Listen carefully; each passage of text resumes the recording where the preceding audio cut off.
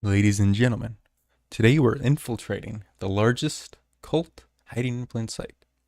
Now, okay, this video is really interesting because in the thumbnail it had like Shane Yun, and I've never seen that play before, but I've seen a bunch of ads for it, and I'm really curious about what this is. So let's take a watch. This is me after spending the last year of my life infiltrating what many believe is the largest and most organized cult in the world. Whoa. They gather in parks like this one all across the globe, from New Is York that Tai Chi? to Tokyo, That's good, right? silently meditating. And here I am moving with them, eyes closed, while a voice emits from a nearby speaker guiding us in our practice. But here's the thing, this isn't a yoga. What's really happening here goes way beyond meditation. It's a belief system, one I now believe to be based on identity, fear, and obedience. As far as they're concerned, Lee created the universe. And if he said to you, see that white wall over there, that white wall is white, it's black, they would go, oh yes, right, yes, of course. There's no way they're that delusional. Whatever he said goes. He was infallible. He had superhuman power, and his word was the word of God. This is a global spiritual movement, one tied to an alleged media empire, a billion-dollar dance company, and allegations so serious that multiple governments have investigated them. But to understand how I got here, what it was like to join, and why I spent hundreds of hours searching through personal emails, government documents, and archived websites, leading me to an outcome that I haven't seen anybody else talk about. We have to go back to my first interactions with this organization. Okay. Yeah, guys, I'm poor. I don't have YouTube Premium, and I don't put in an ad blocker because I feel like it's wrong, you know? So, okay. In April of 2024, I went on my dream trip to Japan, and it was everything I could have hoped for and more. Wait, so this was like really recent, in April of 2024? Wow. Beautiful landscapes, kind people, and the best food I have ever eaten. And also two distinct moments where I had a camera shoved in my face. Both times happened in the same city, the tourist trap known as Asakusa, but they were very different experiences.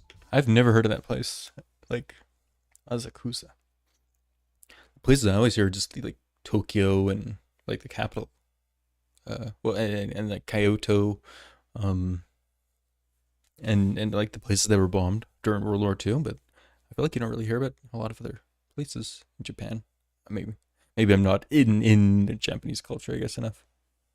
One of these incidents was on the very last day of my trip when I was wearing sweatpants and an oversized hoodie getting ready for my flight back home. I was at the only place open at the time, Shochikuen Cafe, which only serves pizza and muffins, and I left a Google review to get a free cookie. Great place, no complaints. But as I was sitting there eating my pizza and my muffin and my cookie, two guys ran into the cafe holding new style cameras and a waiver that asked me to sign, and I happily did with no questions asked. Well, that's Next weird. thing I know, they had the camera pointed at my face, asking me about how much I loved eating pizza. I'm pretty sure it was for one of those Japanese television shows where the hosts are in glittery boxes on the upper left and right corner, laughing at the foreigners shoving their face full of pizza in Japan. But anyway, the other time I had a camera shoved in my face wasn't quite as fun. I was walking near a bus stop on the way back to my hotel when I noticed the street was closed off. There were some people there holding cameras pointing down the street, but I didn't see anything. There was no music. There was no scene or something, accident. right? There was nothing there. So I approached this woman here and whipped out my handy dandy translate app to ask what they were waiting on. And she replied pretty simply, Pareto, which I didn't speak very good Japanese at the moment, but I was smart enough to piece that one together. And you know, I like parades, so I sat there and I waited to see what was going to happen. But what I saw was pretty far from what I was expecting. As people marched down the street, I saw the sign with the words,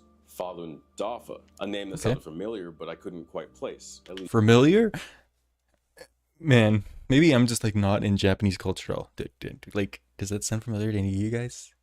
It's kind of, I don't know. Maybe I'm just not good with names that I've never heard that before ever. Also, the marching band's kind of cool. I was in a marching band.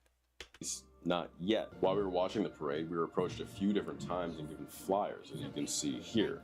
Most of the signs were seemingly pleading for mercy. They read out as a cry for help, bringing attention to what looked like some kind of human rights violation. And right about when I was getting ready to leave, a guy approached me holding a clipboard, and I saw that attached to it was one of those little field mics. He asked me where I was from, and I said the US, and he lit up a little bit, and he was like, oh, that's cool, like you guys have freedom of religion there. Isn't that a good thing? I responded to him like, yeah, I guess that's cool. Sure. Sure, and he immediately hit me back with, well, where I'm from, In China, we don't. In Don't you China? think that's a bad thing? Oh, And that's okay. where the red flag started to go off for me a little bit. It was around that time I realized he was holding a little camera in his offhand pointing in my direction, and I was wondering why. Why was he asking me these questions? Yeah, and it's kinda why weird. was he recording me? So I quickly and kind of awkwardly ended the conversation and continued the journey back to my hotel, which is where I started to piece it together. That parade was for a group called Fallen Dafa, a name that I realized sounded familiar to me because years ago in college, I had a professor on an off day show me a documentary from this group called Fallen Gong, a documentary that in itself was pretty tense. It supposedly showed groups of these marginalized people being exploited in Chinese. Whoa, wait, okay. That's what this is going to relate to? Also, Fallen Dauphin, Fallen Gong, are those different groups? Are they like opposite? I don't know. Like maybe I'll say. But if you guys know, let me know. Labor camps that were allegedly violating these people's basic human rights as they were taking their limbs and selling them to the highest bidder. Essentially, the documentary alleged forced organ harvesting. And obviously, on remembering all of this, I went down a bit of a Google rabbit hole. I went into this hoping to learn about the plight of a people I wasn't familiar with, but I left with much bigger questions. Some of the largest of those questions being, why do they own so many media outlets globally? Why do they run a traveling dance show? And probably most importantly, is this a cult? Okay. Oh. This game's not a cult. When's the 6th one coming out, guys? Come on. The Chinese government calls Falun Gong an evil cult. These Chinese practitioners now in Los Angeles, California, insist that it's a peaceful, spiritual exercise.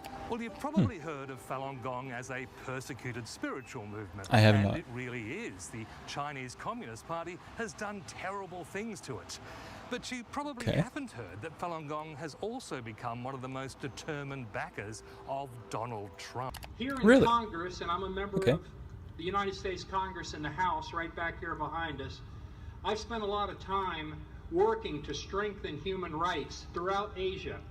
And I've also been a longtime supporter of the Falun Gong and your right to practice in China or anywhere else for that matter. Okay. This paper gets wilder, with an editorial encouraging people who get sick with the virus to cure themselves by sincerely renouncing the Chinese Communist Party. That claim makes a lot more sense, though, when you realize this newspaper sprung out of Falun Gong, a Chinese spiritual practice that involves body movements and meditation. Okay, but I'm confused. How is Falun Gong like evil? It doesn't seem evil, right? It doesn't seem like a bad thing. I'm confused. All right, tell us why folks here in the Bay Area would benefit from a show like this. Well, Shenyun is a show that must be seen. Its entertainment and production values are at the top, and you can go online to see that many distinguished audience members have said that Shenyun is the best. The show may seem like an innocent performance, embracing and celebrating Chinese traditions, but underneath lies a demented cult involved in much more sinister practices. How? Last year, the New York Times ran a series of in-depth investigative articles alleging abuse and coercion of students at the organization's Dragon Springs campus in Deer Park, New York. A former Shenyun dancer has accused the Wait, in the US too? So like this is like a global problem. dance troupe of human trafficking. A few months after I got back from Japan, I couldn't stop thinking about that group and that parade. So I kept digging and trying to find as much information as I could, but I kept running into the same issue over and over again. What is contradictory information, conspiracies, and no real first-person insight. After all, if they are a cult, there's only so much I can learn from the outside without full integration. Oh no. I needed to learn how to join, and Oh, that's no. what became my next goal. During my research, I learned of a traveling show called Shen Yun, a show that I never personally heard of, probably due to growing up in rural northern Michigan, but it's advertised everywhere. It I'm is. sure that you watching this have been exposed to their billboards. No, I've seen their ads, and I've lived in like at the time when I saw the ads, I lived in like some little rural town just over in Arizona. Like, and they had ads just on TV, so like, I don't know, they put ads everywhere, it seems like. Their pamphlets or ads in the newspaper before. It's a performance that claims to show the beauty of China before communism, a performance that was coming to Portland in just a few. Well, plus, I don't know, maybe you guys have gotten the YouTube ads for it too, you know? Maybe we'll get one during this video, that'd be hilarious. Months. And for me, it wasn't just a performance, it was the next step to getting inside, my golden ticket to talk. Hold on, this is insane. Could you imagine, like, joining a cult, like, knowingly? What? I mean, like, it's not worth the views, man, right? Why do this? Like, he has some, like, amazing personal inspiration to, like, I don't know, uncover information. And I mean, I don't know, that's why this video is going to be amazing, right? To real practitioners. A golden ticket that cost me $110, which could have been much better spent on another Lemard. But with tickets in hand, my plan was pretty simple. What? Get inside, talk to practitioners, see what they really believe, and if it seems not going to tell you, right? To the cookout. But even knowing everything I did at this point, I was not ready for what was about to happen. Oh my God, there's a Shen Yun billboard right there. Is that the before communism? Yeah, China before communism. Yeah. Get one unlimited Cox Mobile line. Hold on, free guys. for a whole year. I'm sorry. I double ads. Please don't get double ads, guys. I'm sorry. Union is an interesting experience, to say the least. They don't allow any filming. Their copyright lawyers are insane. Even fair use review videos have gotten struck down. So I'm going to be very cautious about what I include and what I show in this segment. Meaning I'm going to mostly have to describe my experience, but I do have footage from outside the show, both before and after, as well as some undercover interviews that we're going to get into shortly. Cool. The show is at the Schnitzer, one of the fancier venues in Portland, usually home to operas, symphonies, and things it makes sense. So everyone there was very well dressed. In the lobby, there were a few tables selling expensive goods and books like you would expect at this kind of performance, as well as a photo booth. And here's a photo of me at that photo booth, a little underdressed for the event. Interestingly, there were a lot of local politicians there being interviewed like VIPs at a show about a spiritual movement that is banned in China. I thought it was a little... Wait, so this is all about a spiritual movement that's banned in China. But why are they're going global, but it's banned in China, and that's like their whole spiel? Why don't they just go to other countries then and not practice in China, right? Because the government there is not going to change. If it did, it would have to come from inside of it, not from outside of it. And all the politicians and stuff going to this, I mean, that makes sense. They probably got invited specifically from, like, members from Shenyun, you know, because they want them there to be able to interview them and, you know, like, get their good publicity, right? I've seen interviews in the ads where, like, you know, it's all super, like, you know, they're only getting the people saying, oh, it's so great, it's amazing, you need to see it, you know, it's there's nobody saying it's bad, so I don't know, I mean, that stuff's just kind of expected, right? That's just normal publicity type stuff. Weird, and it is a little weird, but it'll make sense later. Politicians weren't the only ones being interviewed, though. There was a bunch of regular, everyday people being interviewed with little field mics like the one I was interviewed with in Japan. And this time, I actually wanted to talk to them, but for some reason, nobody wanted to talk to me. And not wanting to miss out on the show, I eventually just sat in my seat, hoping to have some conversations with people around me, which I did. There were a few people like me who were just here to see if it was a cult, and a few others who were there for various reasons. Well, I mean, okay, when I saw ads for this thing, I never thought it was a cult. I just thought it was like some art thing. Some, like, you know, because like people do that. They have like their traveling art group. You know, they go do a tour on a play or something. I thought that's what this was. But other people going to see if it's a cult? Does everybody know about this thing except me? Mainly because they saw the overabundance of advertising within the city. How did you hear about it? How do you not hear about it? Yeah, like just advertising everywhere. That was an advertisement. There's one woman sitting next to me who told me that her daughter bought her the tickets to the show because she loved traditional dances. And after the show, I have to admit, I felt a little bad for her because the show is crazy. Like, don't get me wrong, the show has its highlights with fun and impressive acrobatics and choreography, but something about it was just uncanny. Even just looking at the program beforehand, you would notice that some of these performances have an inspiration that's a little out there. One called Unprecedented Crime, which details the brutal story of a young couple on their wedding day being torn apart and put into prison camps where the guy is beaten relentlessly while his eyes are literally stolen from his head and sold, all in ballet form. I'm not kidding, that was part of the actual program, but it doesn't even end there, because after his eyes are plucked out of his head, he's thrown back onto the streets where he encounters Master Li, their spiritual guru, their leader, who instantly grows his eyes back by simply placing his palm on his forehead. This giant patented screen that's behind him. Okay, I don't know about this one, guys. This is insane. Okay, so it's like a story, but it's also kind of not, right? It's like advertising their spiritual leader person, then I guess, right? That's really strange. Okay. I'm ready. I'm excited. The stage that allows performers to jump behind stage and in PS2 graphics appear back on that giant screen. And they really use that thing. Around half the performances started with somebody down on their luck and eventually transcending into this like phoenix shooting lightning out of their hands. Which honestly was pretty cool, but was a little intense on the messaging front, especially because right before the intermission, about halfway through the show, there was a 10-minute ballad about how evolution could not possibly be real. That performance led to about 30% of the audience just kind of leaving, which was fantastic for me. Whoa, wait, that's insane. They're saying evolution isn't real, and then it's like a third of the audience just leaves. That's crazy. I kind of would like see one of these in person now. Doesn't that sounds insane? Okay. It allowed me to actually talk to practitioners at the tables. It was my first real chance to ask how I can go deeper. I spoke to a person who introduced me to something called NTD, or New Tang Dynasty. She said it was like YouTube.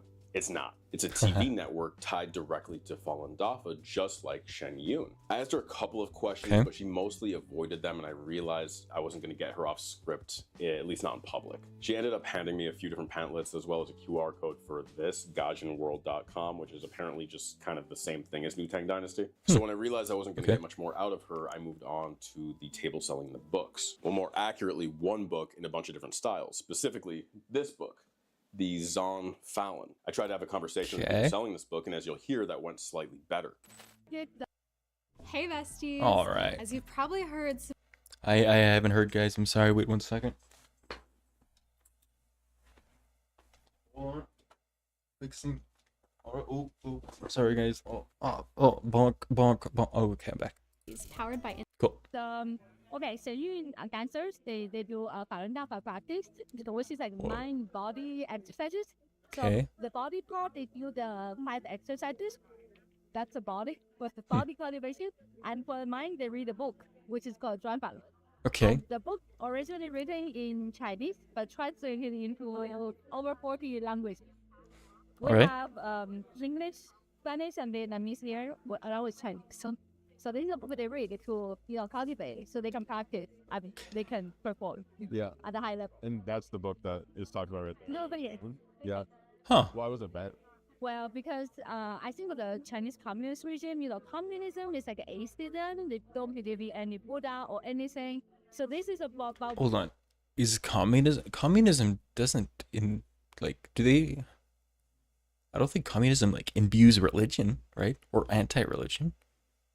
Do they? What religion is China mostly, actually? I have no clue.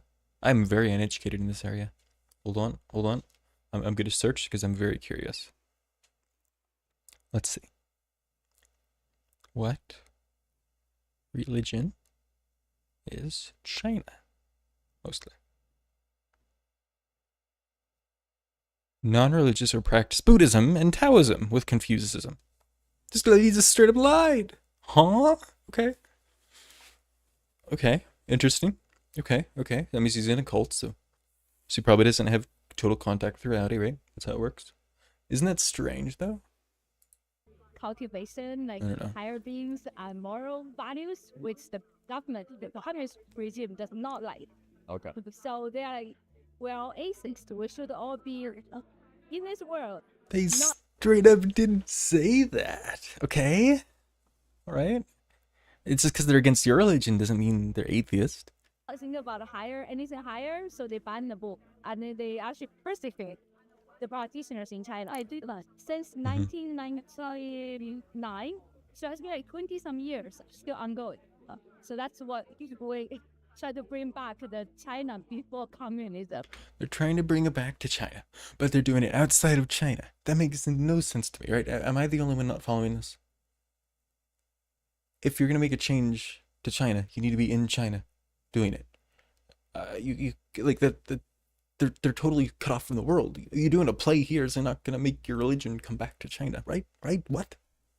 Okay. So communism does not like the Yeah, gotcha. One important thing I want to point out before we move on is the mention of her being a volunteer. We found out that nobody besides the dancers and the venue staff were getting paid, at least allegedly. And when we asked her about it, this is what she had to say. I'm local. I don't speak Korean. Yeah. So are there, like, why are you volunteering? Oh, like, part of reenact this body?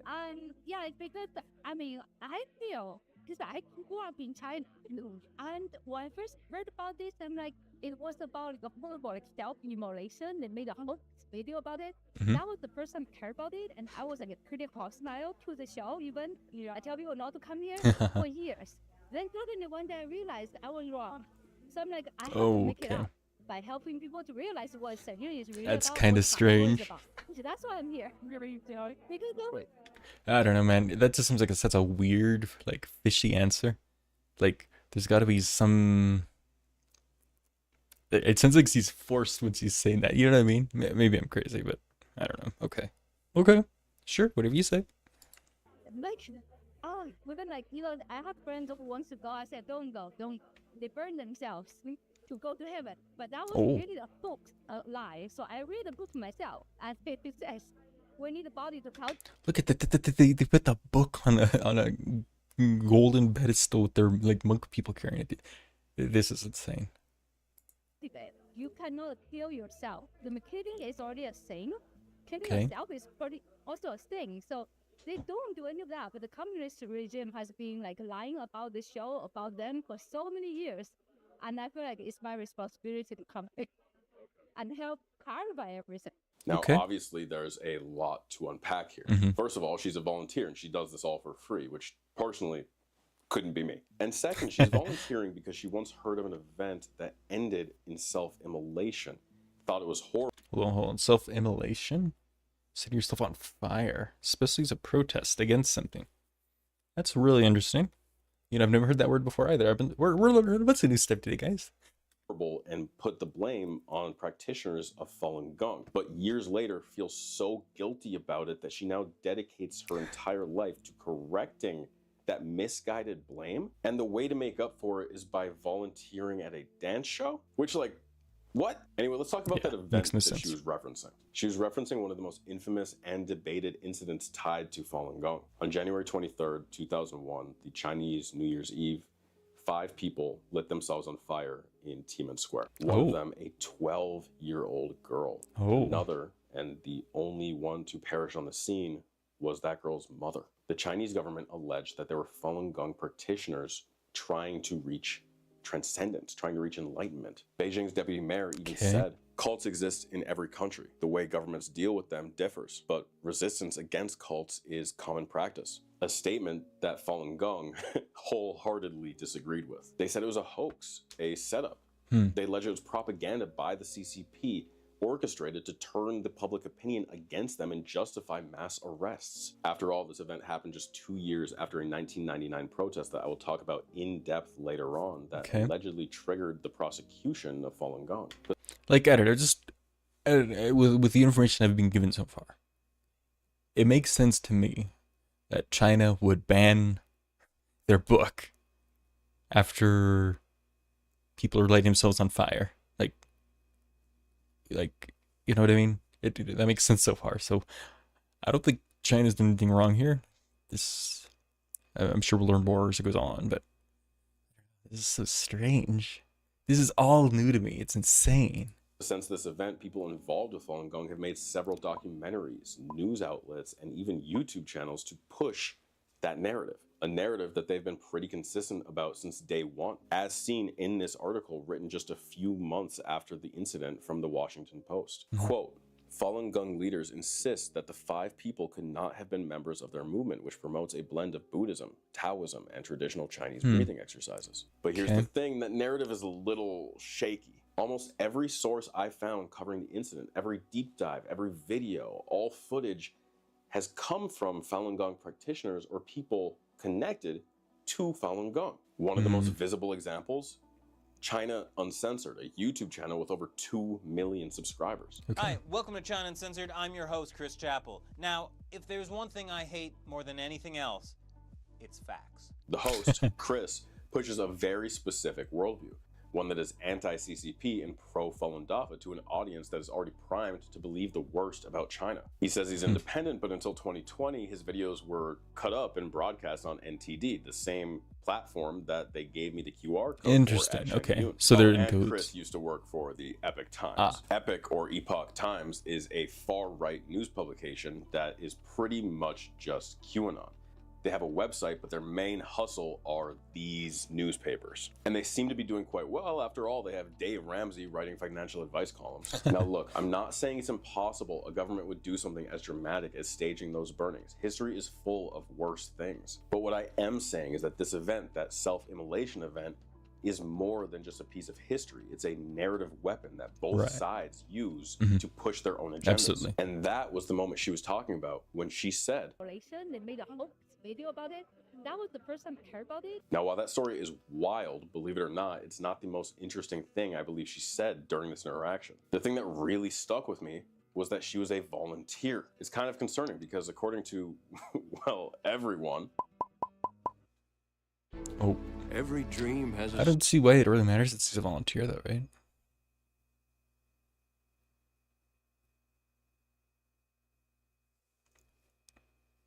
What a long ad. Oh, well, come on, no skip. It is almost Christmas, guys. Have you gotten presents yet? Okay, hold on. Civil lawsuit over labor violations, shady finances, underage performers, and even possible visa fraud, which is bad. But hey, in this economy, you take what you can get. It could be pretty good to be an underage performer because by the time you need your entry-level job, you'll already have 10 years of experience. But since I'm not 14 or a professional dancer, I don't think I was getting an invite anytime soon. So if I really wanted to understand what was going on inside of this movement, if it was really a cult or just a misunderstood spiritual group, I was going to have to go deeper. And surprisingly, she was happy to help me do that. I got an invite to the local park to practice with them. So you'll find people here that do exercises at the park Sunday. So I can go on Sunday. Okay. Yeah. Okay. Yeah. Cool. Thank you. Yes. With my invite to the park locked in and new book in hand, I felt super prepared to begin my journey of immersion. So early Sunday morning, I made my way to the park where the local practitioners practice. This kind of. You gotta hide it. You gotta hide it. Just up there. I wanted to really understand what they believe from the inside, and here's why. So much of what we hear about cults is about fear and manipulation from the top. But what about from the bottom? What makes people follow? What makes people trust? Well, everybody's keeping each other in check, right? I mean, you know, the person next to you, they have some sort of like mega fear that if they, you know, don't like do exactly what they're supposed to, they're gonna get killed, right? By God or their leader or some other person, whatever. And like, you know, it's that sort of fear that like just channels all the way up, like in this giant, like, I don't know, giant like loop that keeps everybody locked in, right? Trust a system like this with their health, their relationships, or even their kids. I figured if I played the part, followed the motions, and did the exercises, that I could really understand their perspective and their ideology. And I do feel like after going to the park a few times, I did begin to understand at least where they were coming from. I also want to say that the first time I went, and really every time I went, they were very kind to me. Of course. I never felt unwelcomed, even if I felt awkward for being undercover, essentially. I think some young people, they will say, you guys are tough. They fear social media, like a YouTuber, some influencer types they to spread fake, fake lies about them. Or about you might see some on TikTok or somewhere, but behind it is Chinese Communist Party. Fake content. I love that. Yes, he put himself in the background. It's funny. From all directions, from the media, social media, mainstream media. The woman who I assumed to be the lead for the local area interrupted her own practice to allow us up there and show us in detail what to do. And as I followed along, she explained how important it was to not mess up the form when doing these exercises. Both men and women are opposite, so I'm right hand on the top, or your left top. Yeah, well, then the foot touch each other, and then it's like. 我们老师不对，对呀，姐妹 ，turn over shape, all shape, put friend of your look at the. Now I'm just kind of curious, you know, what is the sort of point of this like meditation or like, you know, physical like thing, right? Like, what's the point of it? What does it do? I don't know. Maybe I'll get into it. 1 inch below belly button. And I gotta say, I was a little surprised at how sore I was after doing these exercises every single time. It doesn't really look like a lot, but when you're holding your arms like this for 7 straight minutes, your shoulders get a little bit tired. But honestly, that part wasn't even that bad. The worst part was definitely the voice coming out of the speaker telling us how and when to move. It was just so loud and repetitive. Shout out to my teacher, though, because after the lesson, she happily sat down with me and told me all about what she believed and what got her into Falun Gong in the first place. Oh. There's a lot of ads here, guys. Good thing you guys don't have to watch videos or ads when you watch my videos, right? Because we only have a whole, let's see, 0 subscriber. Maybe someday we'll have 1. I'll just subscribe on my alt account. Yeah. Sorry, funny joke. Ad break. Okay. I have been since 1996. Yeah, I just went back to China. So this practice came out in 1992, and so I went back to China to visit my family. And just a friend gave me a book. She just said, "Hey, this is really good. You want to take a look?"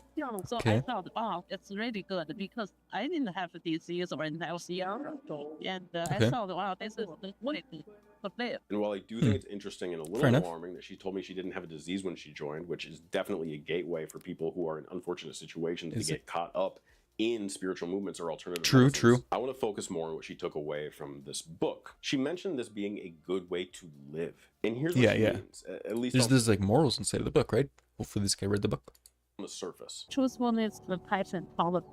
These are the core principles of their belief. I'm going to go back. I want to see them. I mean, okay, Zen, true, honest, truth, real, truthfulness. I mean, there's nothing wrong with that, right? That's good. Sean, be kind, benevolent. Interesting word choice. Having compassion, being good, goodness. Those are all good. That's Sean. Ren, self-discipline, self-restraint, patience, enduring hardship, forgiving, tolerant. Those are all good things. But I feel like, I know these cults always mask their sort of stuff like that, right? I'm just curious, benevolent specifically. Like, doesn't benevolent mean like resolve? Let's see. According to Oxford, well-meaning and kindly. Okay. Well-meaning and kindly. Okay, so they're all just kind of synonyms. Interesting. Okay. These are the core principles of their belief. These are their core tenets. According to their website, these 3 principles serve as a guide for Falun Gong practitioners in their daily lives. That is, each day they work to cultivate these principles not a bad in thing their with own that, right? character, Seems becoming good. more true, kind, and forbearing people. These are also the 3 words that are explicitly spelled out in the book I bought at Shenyun, the Zon Fallen, which Makes my great sense. teacher did recommend I read, but she mentioned that I might not like everything I read on the first go and to just finish the full book before casting judgment. And but the main thing I would encourage is to read the book from the beginning to the end. Okay. You will know the whole thing. You said, "Oh, this piece I really agree. This piece, oh, I thought this piece maybe wrong." Don't try to put out the notion, or develop notion that, from beginning to end, you'll see what the whole thing is about. Which, okay, don't judge a book by its cover, but I do think it's fair to judge a book by its contents. And let me tell you a little bit about the contents of that book before I continue with what happened in the park. When I first started to read it, I'm not gonna lie, I probably fell asleep within 15 minutes, and I do not fall asleep easily. It is one of the driest, most egotistical things I have ever read, and that's saying something, being that I've read a lot of How is it egotistical that people usually skip over. But I'm not gonna stand here and say that some of these passages this is supposed to be like their Bible, right? So like, how is it egotistical? Please go more detail. Please go more detail.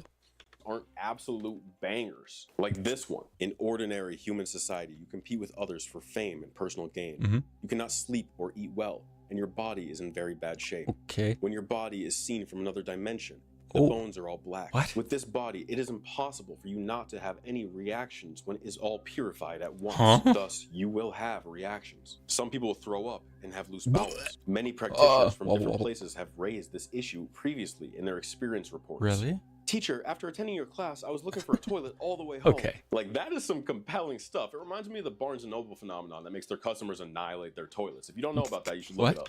What? Okay. I'm learning so much here, guys. This is insane. This is the most I've been educated in like the last like 5 years. This is crazy.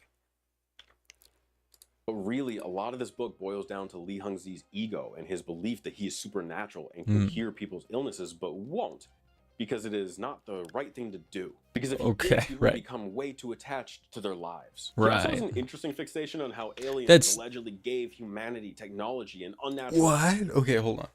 Isn't this just every cult leader, right? Every cult leader says they're connected to God or whatever.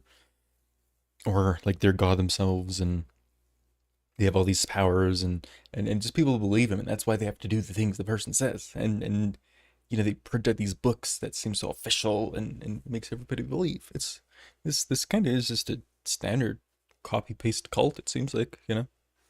Urges in order to corrupt them. He really, really likes aliens, which is of course why this cultivation and meditation is necessary to bring us back to the purity that we had before the aliens corrupted us. And of course, this wouldn't be a cult if they didn't believe in an inevitable universal apocalypse. So before we continue with what happened, machine learning is advancing. Oh man, there's so many ads here, guys. Why am I getting an ADP ad? What is this even gonna mean? Am I gonna go get sponsored by ADP? Do I need them to fix my business that I don't have? That's so weird. I want to talk a little bit more about Li Hongzi and the Wheel of Dharma. The Li was Wheel born of July Dharma? 7th, 1951 in Gungjuling, a city in the Jilin province of northeastern China. And look, depending on who you're hearing this from, Li either had a completely average childhood where he grew up at best a mediocre trumpet player, or he was secretly trained from the age of 4 by Buddhist and Taoist masters in remote mountains developing powers as if he was Goku. That's sick! Okay, like, sorry, excuse me. Ugh, that was awful. I'm gonna take a mint. Growing up though, like I wish my childhood was like that. You know what I mean? I would always watch that on movies or shows and stuff, and just like, you know, there's always the cool characters in that getting to do awesome stuff. And it was like, man, I wish I could be like that. You know, how come no aliens came into my house and said, we need you to destroy our enemies, so we're gonna train you, and you're gonna, you know, like. How can it not happen to me? You know, how can it happen to these people? I just need to write a book and let it happen to me, and then I'm good. Early teens, he had reached a level of enlightenment that surpassed everyone ever. Like, he completely unlocked the matrix, which, if that was true, I don't know why he would continue to work as a grain clerk, but I guess you got to make a living somehow. By 1992, Li appears in the public eye as this enlightened guru with his new spiritual system that he calls Falun Gong, that was later rebranded into Falun Dafa. This new movement caught up pretty quickly, with him claiming it could purify your karma and help you transcend into new forms. And that's where it starts to get really weird. Because in 1994, he drops the Zan Falun, the book that we were talking about a little bit earlier. It's essentially the Bible of this belief. Wait, classic. They write the Bible after the religion's successful to make money. I've looked into a few other cults, and they always do the same sort of thing. So, copy paste. Like, how can you write the book after the thing already happened? It's all made up. It's fiction.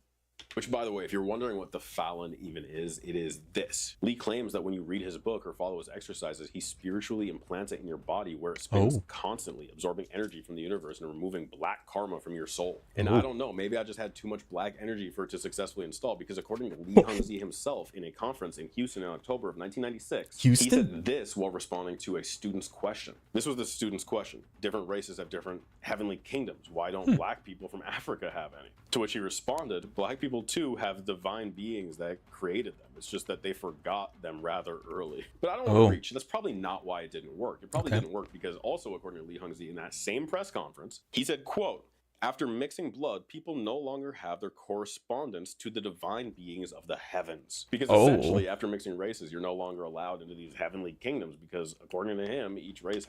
It's insane. It's insane how people can just make this stuff up. And then people believe it. Isn't it diabolical? Like, who believes this sort of stuff? You know, like, and then it's just like, you know, look at any religion, you know, one you're following or something, for example.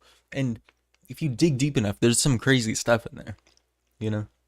I don't want to get in the whole debate of, you know, whatever's true, right? But I mean, these people think that's true. And every religion thinks their own thing's true. It's just so strange, isn't it? It's so strange. As their own heavenly kingdom. But despite how wild that might sound, they're all just different levels of crazy. That's really what it is, right? To me or you, Falun Gong blew up, and I'm talking blew up, like 7 to 40 million followers worldwide. Which, wide gap, I know, but if you ask a practitioner, they will say they have upwards of 100 million plus. 92 to 99. attracted 100 million people. Oh. Personally, based on everything I've found, I think it's somewhere more realistically between like 3 and 7 million people. But in 1996, Li Hongzhi left China. That's still a lot. Like, hold on. I'm just curious. What are the other like big religions? You know, let's see. Let's see, top 10. Hold on, I'm slow typing. Religions by population. There we go. I'm not trusting AI because AI and Google is always wrong. Okay. Here we go. Christianity is number 1. Okay, but that's a bunch of things, guys. Come on. Can we get specific? Okay, here we go. Hold on. Okay.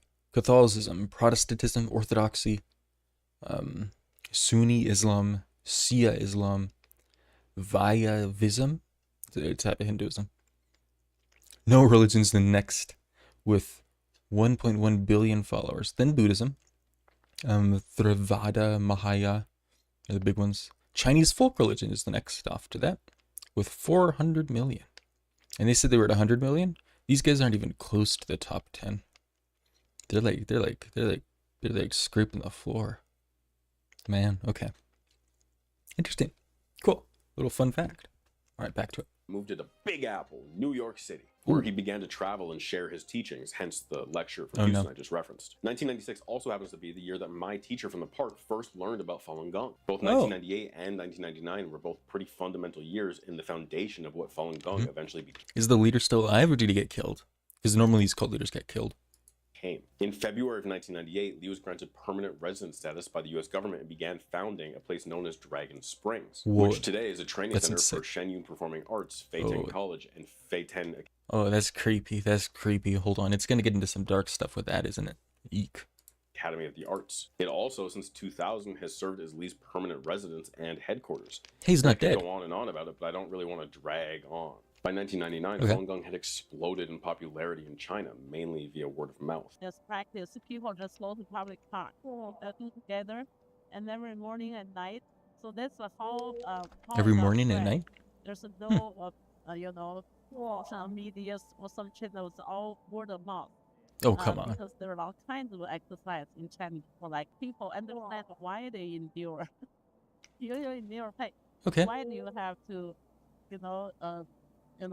when you have conflict, human conflict. But at the same time, tensions began to grow between Falun Gong and the CCP. Tension that grew into what became a protest that triggered the initial crackdown on Falun Gong, which is the persecution that she'd mentioned. On April 25th, 1999, 10 years and 10 days after those infamous events in Beijing, around 10,000 Falun Gong practitioners showed up outside of Zhongnanhai, which is kind of like the CCP's White House, only 500 yards from the square. The purpose of that protest was multifaceted. In part, it was to showcase a non-violent plea to end the harassment coming from state media. And it was very much a reaction to the arrest of 45 Falun Gong practitioners in Taichung, who were protesting anti-Falun Gong publications. And this did make national news, as seen here in this 1999 article from The Guardian, which described the event as a cult protest in the heart of Beijing. And similarly, this is very much how the CCP saw this event, a show of force, a cult at the gates. But in truth, the day of, not much happened. Zhu Rongji, the then premier of China, personally met with a group of representatives from the protests, and seemingly everything went well. The protest was mostly over by nightfall, and the 45 people arrested in Tianjin were actually released just a few days later. Good. So if that's the case, why was this seen as such a pivotal moment in the history of Falun Gong? Right. Well, because on July 2nd, 1999, the Chinese government officially banned the practice of Falun Gong, labeling it as a cult. When I was there, last time I was there, it's the 98. Okay, hold on.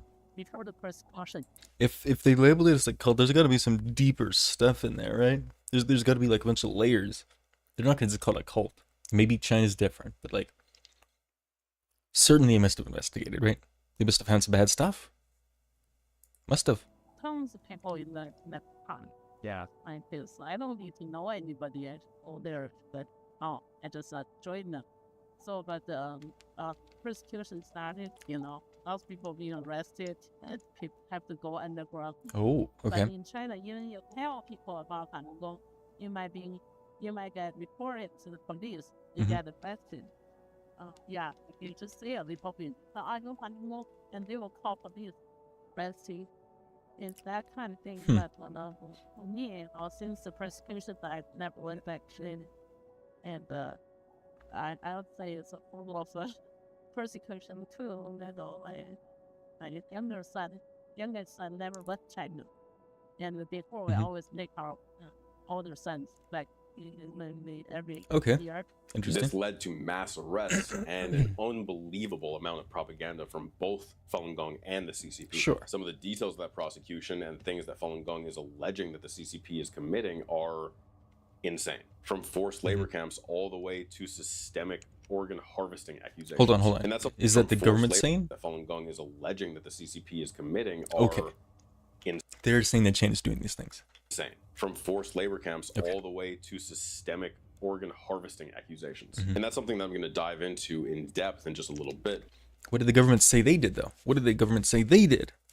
But just know that when my teacher was talking about the persecution, this is what she's referencing, which got me thinking. There's so much to this story and so much I've already been exposed to. After all, when I was in the park, everything was coming to me raw, unseasoned. I had no real chance to research it. But after going a couple of different times and doing research on the organization and talking to other members from other cities, I felt I had a ton of pieces, but not a full picture. Sure. Like, what was so appealing about this organization? Why do people stay in it? And how is it all connected? I needed context, real insight. So I did two things. The first was reaching out to my old professor, the one who introduced me to these topics in the first place. Cool. I sent her an email asking for an interview as well as additional resources. And second, I turned to the most academic, trustworthy, and peer-reviewed source on the internet. What is it? Reddit. Which I know, but literally the day that I searched, I found this. An ex-Falun Gong cult survivor, Shen Yun organizer, Epoch Times global marketing director, who recently did an interview for the New York Times. Like, how could I ask for a better match? So I slid into his DMs and asked for an official on-camera interview.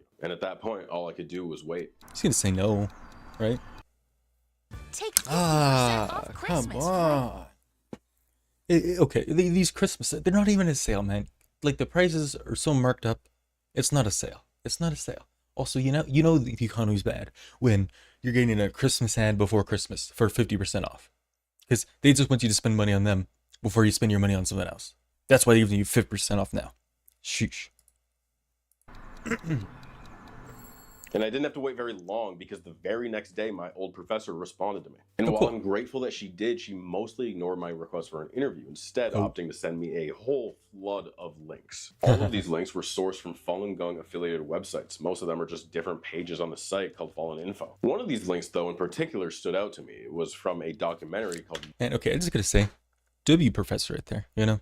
It's like, a lot of professors are just kind of like lazy and scumbags.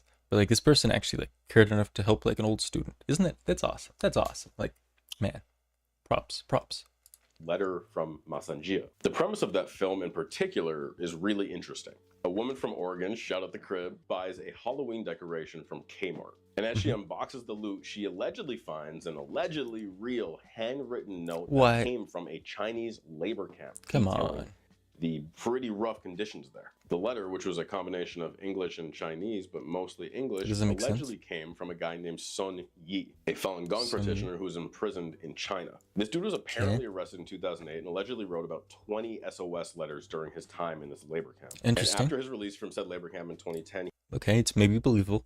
Let's see. He apparently bypassed China's Great Firewall or Shield Project to find an article about his letter that he wrote in a Kmart in Oregon. And then just 2 years after that, Leon Lee, a Canadian filmmaker, apparently reached out to Yi to do an entire documentary about the labor camp that he was just released from. Like, I love an underdog story, but that seems a little far-fetched, especially when you consider that Leon Lee's entire film career has been about organ harvesting. That's not an exaggeration. That's not hyperbole.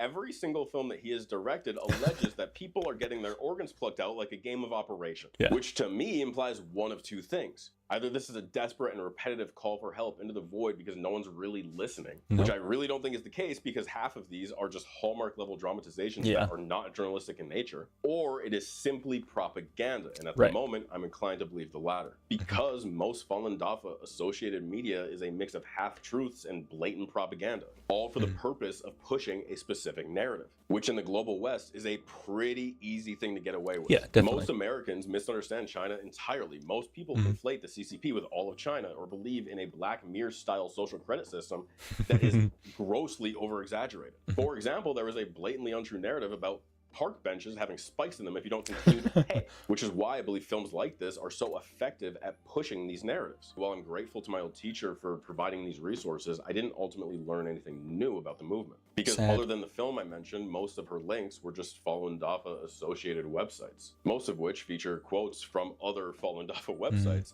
politicians, and the European Parliament, or more specifically, a certain member of the European Parliament, who I will briefly touch on a little later. And for the record, I did reach out to almost every single politician who has a public statement about Falun Dafa, but none of them wanted to comment at this time. I felt a bit stuck, like I wasn't really going to get to the core of this story. I mean, I've talked to a lot of Falun Gong practitioners at this point, but all of them kind of just repeat the same thing. So Tell me to weird. do the exercises, read the book. Like, I feel like that's the strange part about this.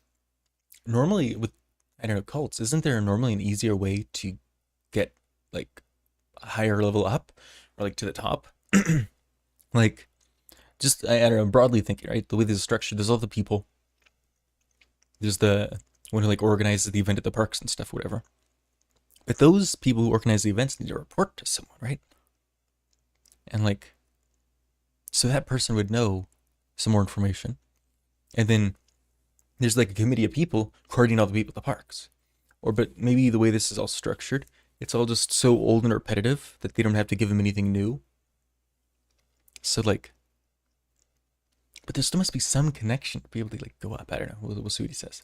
And try to fight for human rights. But there's a bigger picture here. One I didn't feel like I was going to be able to fully understand until I saw a notification pop up on Reddit. Jaya, a person who allegedly had been in Falun Gong for over 10 years, who ran Shen Yun in the UK, who was the global market lead for the Epoch There you go. This is big.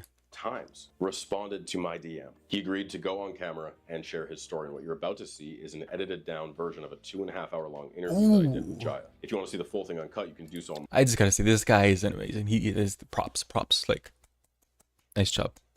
This is amazing. My Patreon. Before we get fully into it though, I want to make something clear that Jaya's thoughts are his own. They're not necessarily reflective of mine, and certainly not any accusation towards the more serious topics that we talk about, especially since he's not been deeply involved in the organization since about 2011. That being said, nothing is off the table. Yeah. It needs to be known. Oh,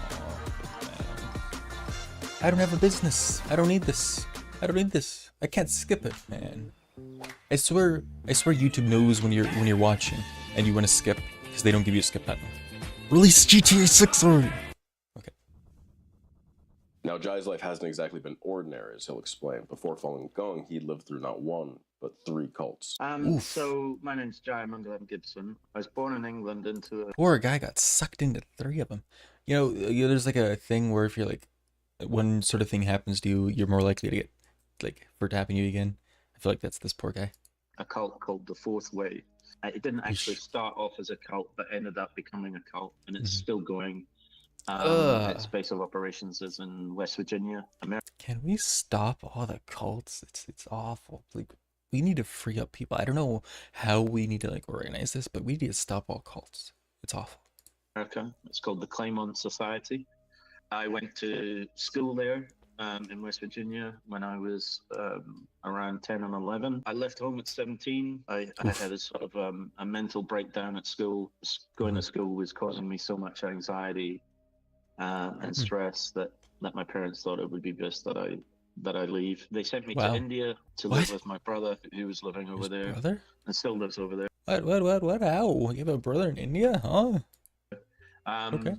And I spent some time with him. There was a very bad scene where I was going to high school, and yeah, they were worried that I was getting involved with that, which I was. And after India, I came back to London and went to art college. But old patterns followed him as well as new dangers as he joined yet another group. I dropped out of that again because of drug use, and also the course was rubbish.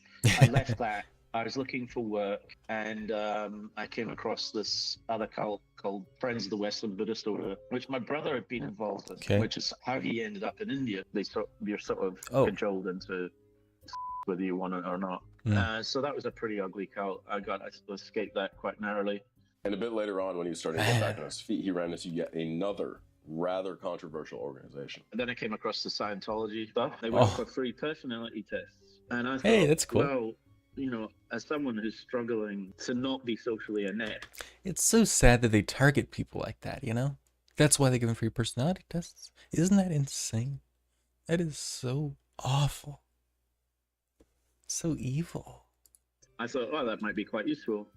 So I went and did the personality test, and they said, oh, you've got a very high IQ. I went into their headquarters. They had a cinema in the basement. They had a TV studio. That's pretty This building sick. was like 7 floors high. Wow. It was massive. Everyone was wearing like Navy uniforms. Whoa. It was weird. They were like, they had the caps and the, you know, like Space cadets. Someone looked like admirals or some you know, like, yeah. I was like, what the F is this? And they were like, oh, this is the Sea Org. This is like the elite unit. Ooh. And they travel around on a massive ship. So anyway, if That's there's one sick. thing I hate, it's uniforms. And I was like, if I had to be a part of this, I'd have to wear this stupid uniform. Yeah, it looked really, really culty. And at the end of the session, they all stood up and clapped at a bust. There was a bust of L. Ron Hubbard. And they all turned towards him and clapped. Oh. I was like, oh, no, I'm not doing this. And the real thing that got him to separate from these organizations, well, besides the uniforms, was the amount of money that they were trying to get from him. This led to him leaving it all behind and moving to New Zealand, where he partied, snowboarded, bungee jumped, traveled the world, and fell in love. And he was doing fine, straight chilling until he returned to London. Understandably, though, by the time he encountered Falun Gong, he was already pretty skeptical of the whole thing. But something about this group, maybe it was the lack of uniforms, felt different. One pretty big factor in his involvement was how he was introduced. I was on holiday. I came back to the UK, and my dad had stopped smoking and stopped drinking, and that just really surprised me. And I was like, what? Because I'd been trying to get him to give up smoking for years. Yeah. He was 65 at this point, and I said, what made you stop, Dad? And he said, well, it's this. He said, do you remember that qigong practice I started off a couple of years ago? And I said, yeah. I came along to some exercises. I said it looked quite nice. And he said, oh, it's really powerful, Jay. It's really powerful. Okay. And I said, oh. And he said, yeah, it's helped me stop drinking and stop smoking. Wow. And I said, what's that called? And he said, oh, it's Falun Gong. He said, oh, yeah, right, yeah, all right, I remember that. Because I'd gone to a few sessions with him, and it really seemed very benign, quite enjoyable, and held the promise of a healthy body and how to be a better person. My dad was quite clear about what he wanted to reach enlightenment. That was always Dad's goal throughout his entire life. I, however, was just happy being able to operate in society as a normal human being. Yeah. That's not a total, you know, like I knew that I was. And so I thought, this is powerful, I'm going to join him. This marked the beginning of something bigger than he had ever thought possible. And as I read the book, I was like, some of the things that I thought are quite shocking. You know, I was like, whoa, he's really confident of himself here. But I enjoyed the exercises, I enjoyed the community. There was all kinds of people. There wasn't just Chinese, there was Eastern Europeans, British, Scottish, English, you know, like it was like a melting pot. And it really did seem like something different. You know, it didn't have any temples, it didn't have any priests, there were no, you know, you didn't have to answer anyone, there were no uniforms, which is something that I particularly liked. It was just purely exercises. And oh man, again, Intel. What? I don't need a processor right now. Please. In April 1999, Falun Gong practitioners in China held a peaceful protest outside Zhongnan High, which is a CCP government building in Beijing, one of the prominent ones. That protest you just mentioned is the same one that we covered earlier. And he believes it not only was the beginning of the crackdown on Falun Gong, but also the beginning of the shift in the focus of the practice. So the CCP cracked down on Falun Gong and said, no, we're banning you. Jiang Zemin, the leader of China at the time, instigated a brutal crackdown. And you know, this is one thing I want to make clear. Falun Gong is a cult, right? And it is full of nice people that want to do nice things, but they get brainwashed. So but that doesn't mitigate the fact that they're a cult and that what they were doing in China was illegal. What were they doing in China? What were they doing? Tell us. Like okay, people following being brainwashed. That doesn't make it a cult. It only becomes a cult when it's like something negative, right? Right? That it's doing something bad. What were they doing? What was the bad thing? Legal by China's laws. The CCP do persecute them, and brutally, right? So those things are true. You know, for a long time, a lot of people sort of said, "Wow, Falun Gong is being persecuted by CCP. It must be good." So the crackdown came, and then everything changed. Everything became political. Everything became human rights based. And so my dad and I became the first Falun Gong practitioners in the world to protest outside the Chinese embassy. That was that's cool. That kind of sparked off a movement, and now that protest site outside the Chinese embassy is manned 24/7. Oh, literally every hour of every day, there is someone meditating outside the Chinese embassy. So how did you get involved with Epoch? Well, so what happened was this, when the persecution started, there was our little group, maybe 20 of us. Yeah. But okay. I mean, come on, bigger picture though. If this is a cult, how is it benefiting the leader? What is the leader getting out of all this stuff that's like making him like personally enriched? Or how is it helping the upper class of leaders in this cult? Like, it's got to be money or power or like something like that. That's what makes this a cult. This doesn't seem like, I mean, sure, it's weird with the brainwashing and everything, but that's not like culty. Like, you know what I mean? It was like dozens of groups all over London, right? There was a software engineer called John Times. He was the one that started up the Epoch Times. Okay. My first job in London was designing movie posters for big movies. These two That's practitioners really cool. in New York said, "Hey, look, we're thinking of starting a print edition English here in New York." They were like, "Hey, Jack, can you help us create a layout?" That's sick. So I did that. We strategized about how we would create this newspaper, and I actually said in the end, it shouldn't be a newspaper. It should be a magazine, because then we can make profit from day one. We can have lengthy articles, and we can be an expert on China. So they put together our proposal, and that was put towards Li Hongzhu, and he said, no, it has to be a newspaper. It has to be a daily newspaper, and it has to be mainstream. Now, this is actually a pretty big claim, because Li and Falun Gong, for the most part, deny that he has any involvement with the Epoch Times. And I want to point out something that Jaya provided me. He gave me this big document, a collection of emails, files, photos, and different things from his time during his involvement with Falun Gong. In Jaya's primer for the file, he wrote, quote, "Despite its claims opposing this fact, the Epoch Times was created and is run by Falun Gong. I myself was involved in its creation of the UK version in 2000. There is hard evidence of Li Hongzhi directly guiding the newspaper. For details, read the Fa teaching given at the Epoch Times meeting from October 17th, 2009. Which, funny enough, from what I can tell, is true. It's no longer linked on their website, but it's still a live page I was able to locate and verify, and appears to be Li giving an inspirational speech to the staff of the Epoch Times, which included a rather interesting section you could pause the video on and read for yourself. And from there, he continued to work with the Epoch Times on and off for about a year. And during the video... Okay, of course I realized there's one other factor. I'm sorry, I'm dyslexic, guys. I might read words wrong. I was trying to go slow to make sure I didn't read that word right. Okay, that makes us different from an ordinary company. Ordinary companies provide financial compensation right when you start, and a person's livelihood depends on it. So, one has to listen to others and pull in a salary, and not heeding others isn't an option. For the moment, suppose we set aside the historic responsibility that DAFA disciples have of validating the Fa and how priceless cultivation is. Some newer students who aren't that diligent, really do have challenges with this, and it's an objective reality, since it's human beings who cultivate, after all, and overlook things that they have to deal with as a part of life in normal society. This is very strange. I try to read the context around it too. Like,